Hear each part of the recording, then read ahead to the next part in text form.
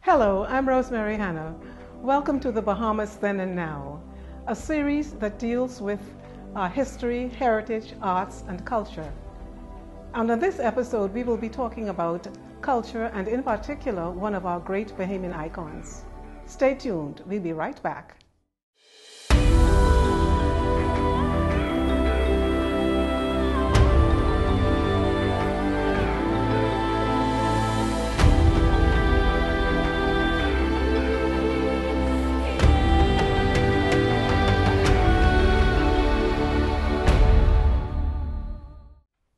Our guest today is Lee Callender. Welcome. Hello, Rosemary Hannah. Good to be here. How are you? Wonderful. Thank you. Now, Lee, tell us a little bit about yourself. I know you're an accomplished musician, you're a vocal coach, and you do lots of other things. Tell us a little about yourself. Well, the thing that I do most these days is teaching as opposed to performing. I teach a lot of singers, an army of singers actually, and pianists. One of my goals is to develop this generation into something really, really wonderful and excellent. Tell us about your childhood growing up and the one person who really was a great influence in your life. Well, I am multinational in a sense. Only one passport, Bahamian passport, and my father is Barbadian, and I grew up in Barbados when I was a little boy, and I also was born in the Bahamas. My first piano teacher was the iconic Timothy GIBSON, the late Timothy GIBSON, my grandfather, and the composer of the Bahamian national anthem. You know, he had 7 grandchildren. I was the last of the grandchildren and the only survivor of his love of music. So as you know, as we came out of the womb, I think he was just planning like everybody has got to play the piano.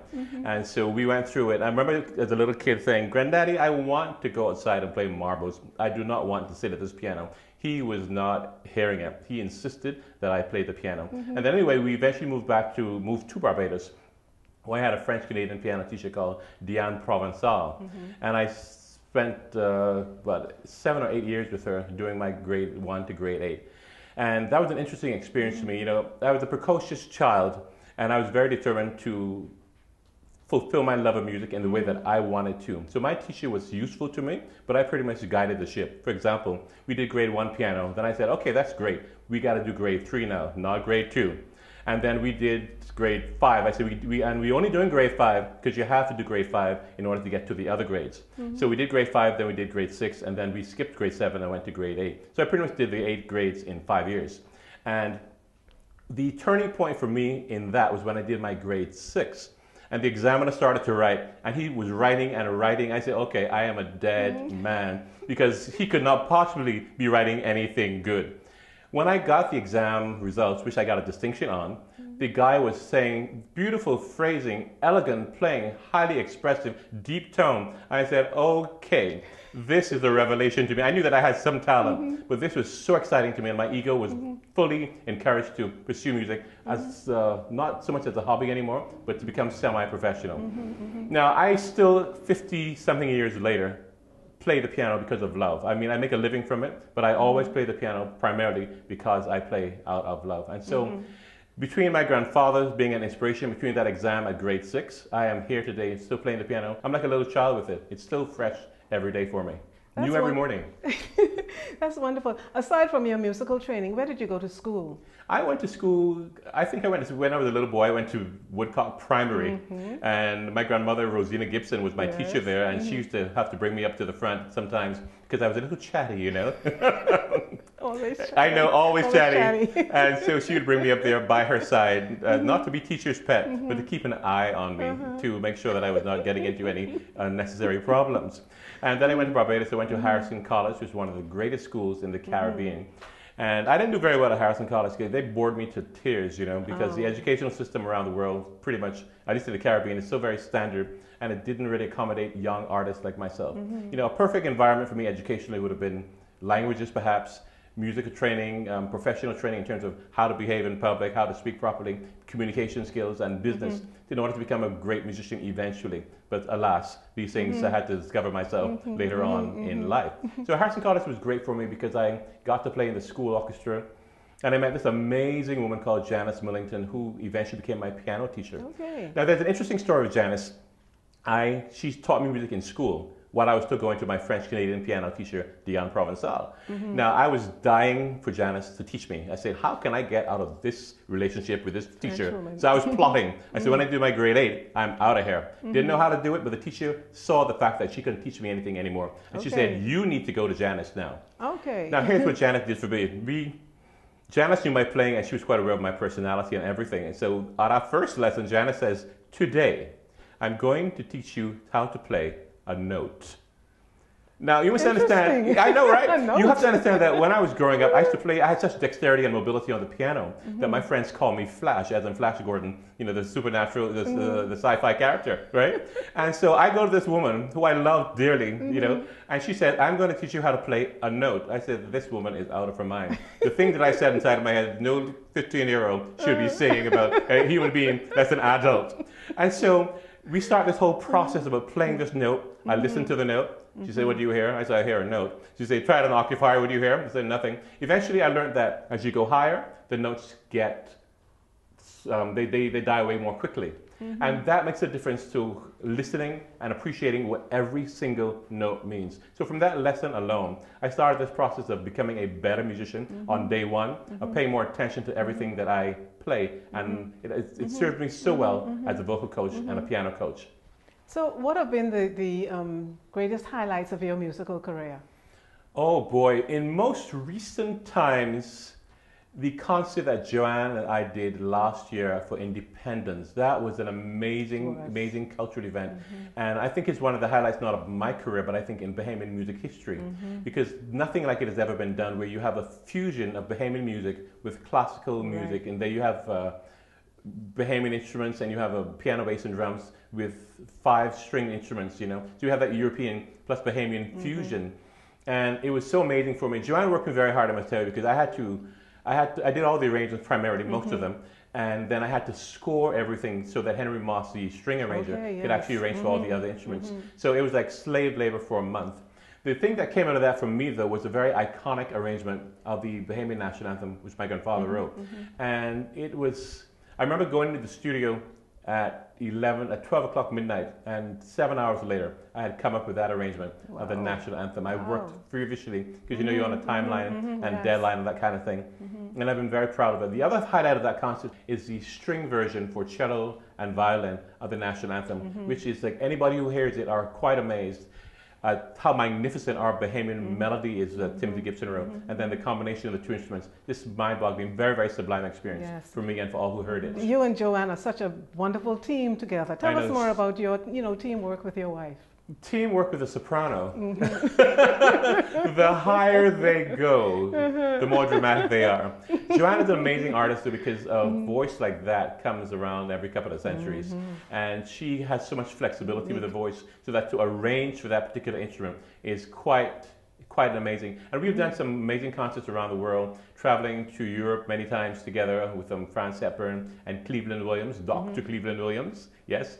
And we have done an amazing, that's where our whole Bahamian fusion came, because when we first went to Europe, we were doing mostly classical music, and then we did one Bahamian piece. And somebody said, why don't you do more Bahamian music? So we fused from European music to Bahamian music, and out of that came some material for Joanne as a solo, because all that material was group material.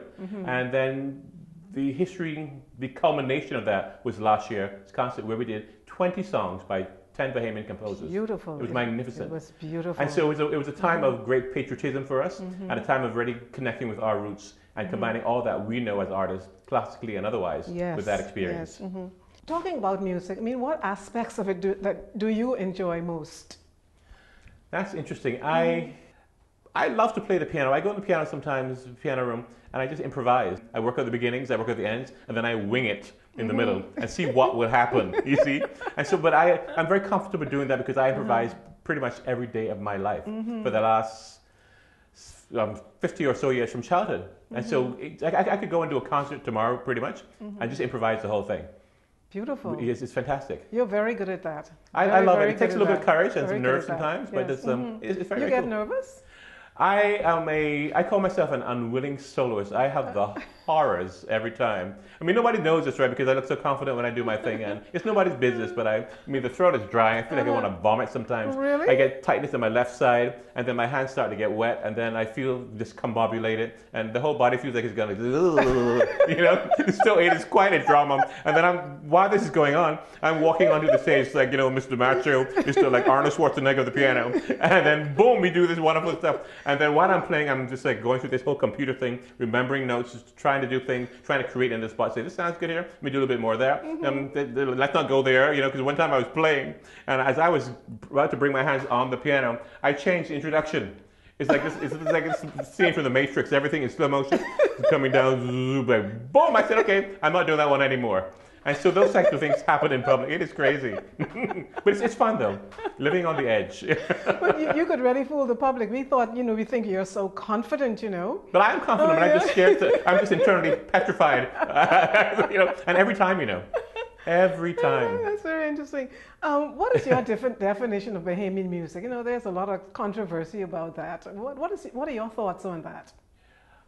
This is the discussion that Joanne and I have occasionally, and we have come to no agreement on this at all, I must tell you, seriously. I think that Bahamian music should at least have either Bahamian rhythms or Bahamian themes, or that being Bahamian lyrics. So we have to know that when we hear it on the radio, this is from this country, it is nationalistic. Take Timothy Gimstead again, Nassau Calling, then Nassau Moon. We know that's Bahamian. Yeah. Now that song, Nassau Moon, is written in the style that Nat King Cole would sing one of his songs, When I Fall in Love but it still talks about the Bahamas. Right. So I consider that to be Bahamian music, although it's written in a pop style.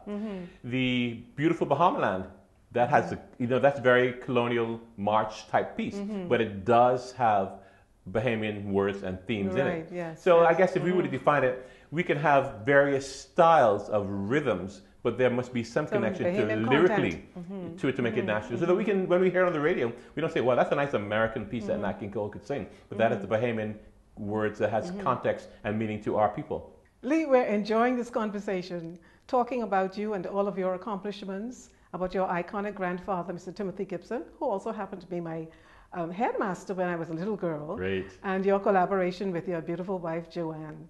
Thank you so much. I'm totally enjoying this. It's really a pleasure. Thank you. Stay tuned. We'll be right back. You're watching the Bahamas Then and Now. This episode is brought to you by the Private Trust Corporation Limited, DOONGALIK Studios, and Vodio.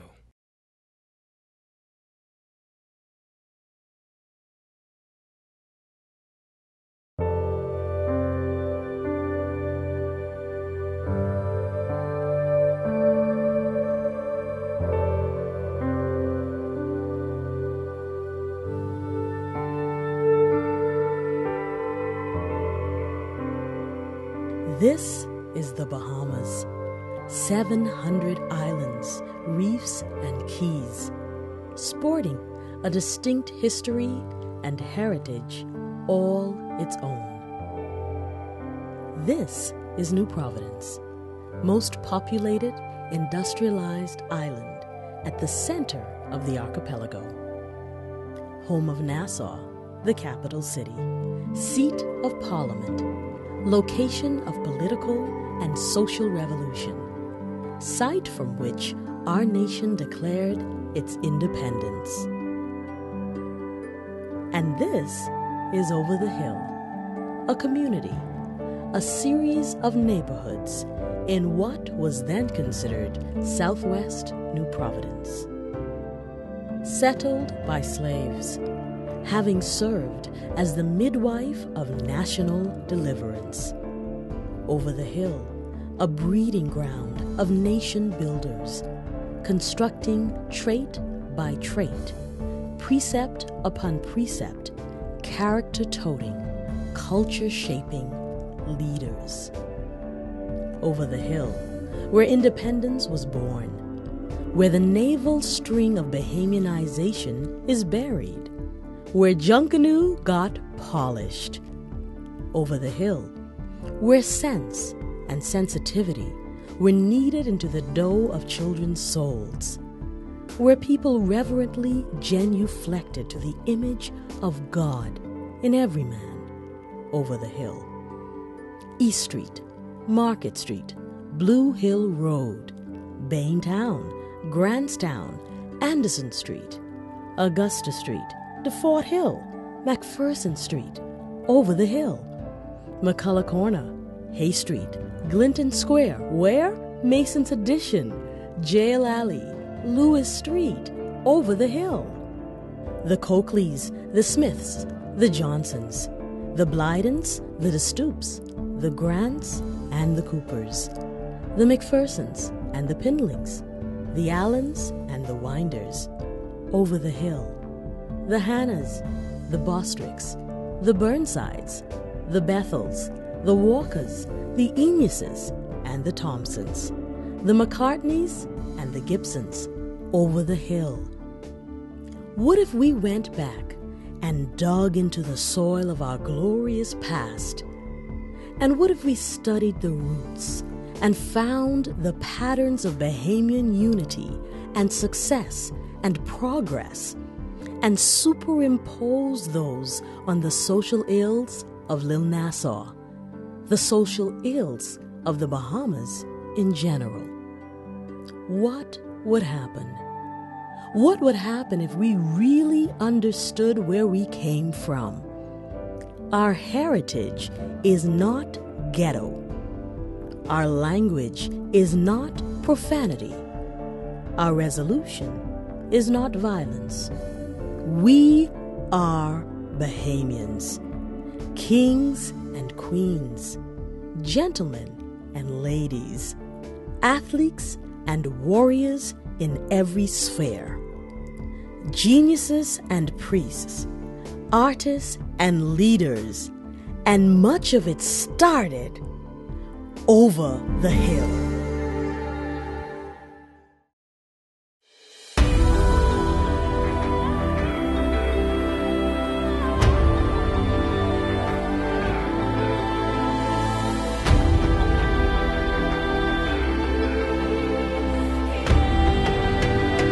You're watching the Bahamas Then and Now. Welcome back. Before the break, we were talking to our guest, Lee Callender, musician, vocal coach, and he wears many other hats. Yes. Lee, tell us more about your grandfather, Timothy Gibson, the man. Yes, he was the man, the dapper man. He was so well dressed and such an elegant gentleman. He spoke beautifully. His diction was impeccable. His consonants were always in place. And one of the things I learned from him was his charm. I think I got a little bit, maybe 2% of it, because this guy is just a tough act to follow. But when I was a little kid, he used to take me almost everywhere he went, because for two reasons. I think he enjoyed my company, and the second reason was for protection. This mouth of mine used to get me in trouble with my older male cousins, and they had some evil intent toward me because of it. So I used to go walking with him, and it was so fascinating going from one end of Bay Street to the other. I mean, it took us forever to do so, because he met so many people who wanted to talk to him, to hug him, to kiss him. And what I learned observing him was that everywhere he went, he made somebody laugh. He said something charming, something kind about them, some observation about their persona that made them feel better about their day. And I picked it up from him. I said, that is just a cool thing to do, to make people smile and to make people laugh. We had a time when we went to the harbor one time to a ship. And we did this on several occasions, and he went to this boat and said he wanted to see the captain because he wanted to go on board the ship to see it. Now, that times have changed. It's ridiculous. But because of his demeanor, because of his attitude, people would let him do this, you see? And so he's a very trusting, elegant gentleman. Another story about him, when I came back from Barbados, and he said to me, okay, son, you have to work now. You have to, your mother needs you to pay bills and the kind of stuff. I said, this guy is having a problem, truly. I mean, I was just not into this whole idea of working yet. I mean, I was afraid, actually. When you're a teenager and you go into this future of the workplace and making money and all that kind of stuff, it's a whole new experience. So anyway, he says, what we're going to do, we're going to have training lessons. I said, okay. So he took me down to the other house where the piano was. There were two houses in the yard. And he had us blackboard set up. And he was giving me teacher training, right? Which I had the horrors with, and I was not pleased because he's old school and I'm the modern generation. I was 19 years old at the time and quite feisty, And so I put up with it because he was my grandfather. But anyway, at the end of the first session, I said, Granddaddy, here's the deal. These kids today are not going to respond to this stuff, what you got to do is you go in there and you take over like a hitman. You see, you got to have a hostile takeover and be in charge, you see. And so he had the horse, and then so our lessons were finished because I couldn't take it. It was just very old school for me, and I was bored stiff with it. And so when I finally did go to school to AF Adling, one of the first things I did, I wrote my name on the board, Mr. Lee Callender, and I said, and then I erased the Lee, and I said, this is what you call me. Because I was 19 and they were 18, but I knew that I had to have a hostile takeover right away. Right. You see? Now what happened as we became friends with some of the students, because they were my peers, outside of the school gates, it was the Lee. Inside the school, it was Mr. Callender. And we had that agreement. You see, because respect is very, very important. Very much and one so. of the things about respect is that families need to train their kids to respect themselves first, to respect others, to respect other people's property, and to make plans. You know, one of the things that I think our nation lacks is education, not just school education. We need to beef that up as well. But we need to have education where we have education in what it means to be a civil society. Yes. For example, we have tons of churches in this country. Besides teaching Bible only, this is the perfect place to teach life skills. Yes. How do you make it on planet Earth? This is a raging planet, you know. I mean, It certainly really, is. we are protected from it to some degree in the Bahamas because we live in a little bubble of isolation in our mini paradise, you see. But if we educate people how to be civil, how to have a plan, how to start a business, because you know one of the things that the Chinese say about people, black people go to school, they come out of school and they're taught to get a job. Chinese people go to school, come out of school, and are taught how to start a business. And the rest is history. We see what the Chinese are doing in the world. So there's a great lesson to be learned from that we can teach people what type of future is it that you want and how to get there. I mean, if you teach a child that from early, I have quite a few wealthy clients, and the things that they talk about, they teach their kids about business. I mean, the things that their kids know at a young age is quite amazing. But poor people talk about poverty. You see, we need to change the dialogue where we start to talk about how do we accumulate wealth? How do we become better at what we do? How do we take our talents and make money from them? I have been self-employed for quite a number of years. And one of the reasons I'm self-employed is because I made a decision to be self-employed. I had this vision, not a spiritual vision, but just this thought that I saw myself in the future in the hotel industry, but then I saw myself not in it because as times change, the music industry has become a little bit defunct in a sense with the hotels. Yes. And so I saw myself with a future by myself. And it's a good thing that I did because my days at the hotel became less and less and less, and then they became zilch. But I very easily made the transition. Why is this? Because I read books on leadership, I read books about management, I read books about business, and I am an artist. But now I consider myself a businessman first, and then an artist. So when people have a conversation with me and they don't talk about budget, I don't take them seriously. You see, if you want my services, you need to say, cough up the dollars. I work very hard at this. We need to be paid. You see, the only charity case that I would have is those in my family. You see, and no one else. You see, so we need to teach people about how to create a vision. Yes. And I think from childhood and those kinds of conversations. Talking about children in your childhood and going to school, how have things changed as far as children are concerned compared to when you were in school or when you were a youth and today? That is a fantastic question. You know, I teach about 40 people every week, quite an army of students. And I have a good amount of teenagers, male and female. And they all go to relatively good schools. So I get the cream of the crop of Nassau. What I've learned from these kids, though, that they are so mentally advanced. And these are the ones who are planning now, and their parents are working with them very consistently. This is the type of future that we are planning together for you. Because these parents are actually allowing their kids to determine their future as opposed to become a doctor or a lawyer or the traditional things, you know. I mean, had I been a doctor, I think I would have been either dead from stress or heart attack, or I would have killed somebody with the wrong injection or something by now. Because I would have been so frustrated and distracted because it is not my passion, it's not my calling, it's not the thing. But having said that, when it comes to even working, I heard a quote the other day, love the job that you're doing presently. Because if you don't have anything better, be grateful for the one that you have. So even in the moment when I get frustrated, say, you know what, I'm grateful for this moment and I'm grateful for this job. Because teaching is not always 100% easy, but I'm very fortunate I get the cream of the crop. Do your students always give 100%?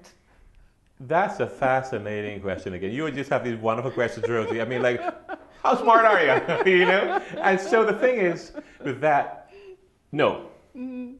There's this thing called passivity in the country. I think it's in the water. I'm not sure which water it is. I won't call any brand names lest I get attacked, right? But we must be drinking something that causes us to be non-aggressive when it comes to pushing ahead and with our vision and with our plan. This passivity thing, I think it comes from a history of slavery and not having any revolutions in the country, so that we are not used to fighting for things. I'll give an example. A person comes for a class. I say, sing this note. They sing a note, sounds pretty. I say, sing it again, give me a little bit more. We do that a couple of times. And then before I know it, within 5 minutes, we have this amazing, humongous song coming out of this body. My question is, why could you not have done that first?